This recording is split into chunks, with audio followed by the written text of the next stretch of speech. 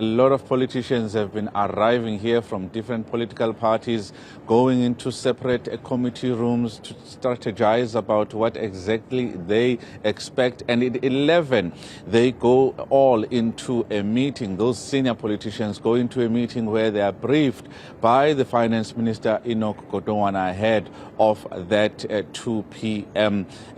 speech that is much anticipated. And it is going to give direction in terms of where we are going rather, in terms of economic and fiscal policy, as well where we are economically. There's a lot good that is riding on the side of South Africa this time around compared to where the country was last year. There was high load shedding, interest rates were high, inflation was high as well, runaway inflation in fact, and the petrol price was doing its own thing.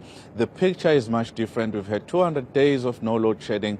We've had petrol price decreases over the past couple of months and the first interest rate cut recently, and we're expecting more next month. But as we have said, we're bringing you the build-up and the expectations from different political parties, and one of the parties is the IFP, which is a member of the Government of National Unity, and I'm joined now by the IFP MP, that is Nhlanhla. Mr. Radebe, thank you so much for your time this morning.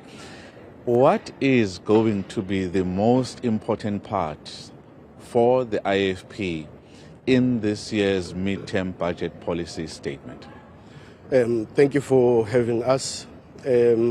As we all know that the medium-term budget policy statement is also referred to as a mini-budget, and that it reflects the country's socio-economic policy priorities, and that it is expected to translate those priorities and political commitments into expenditure.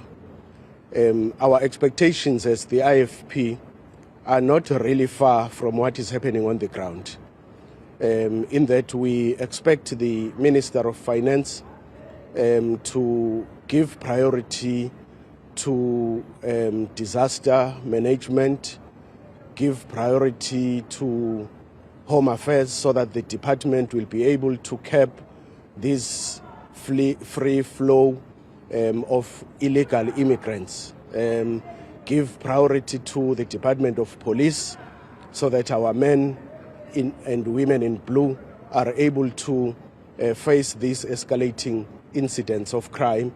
We expect the minister to give priority to our education system. We regard our education system very highly as the IFP. We also expect the minister to allocate more to our healthcare system, so that our vulnerable people, the elderly and the children will be able to be taken care of. So we are expecting more from the minister. As I have alluded to the issue of disaster, we have seen incidents.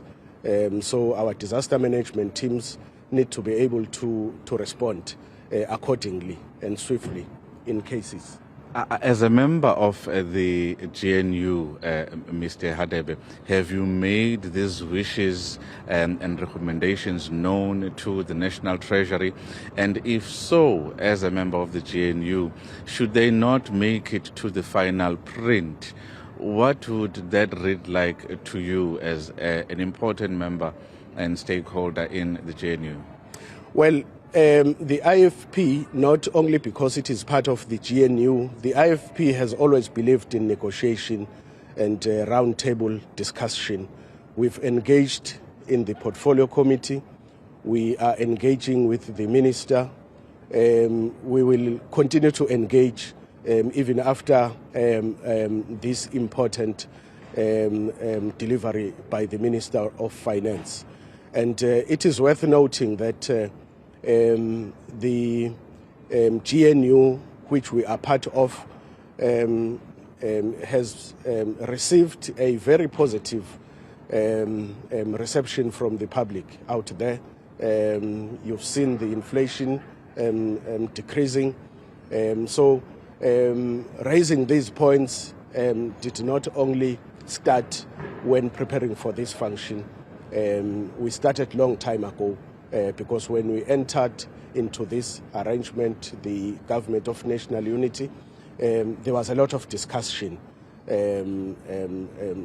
coming together, compromises, putting forward what we believe in as the IFP.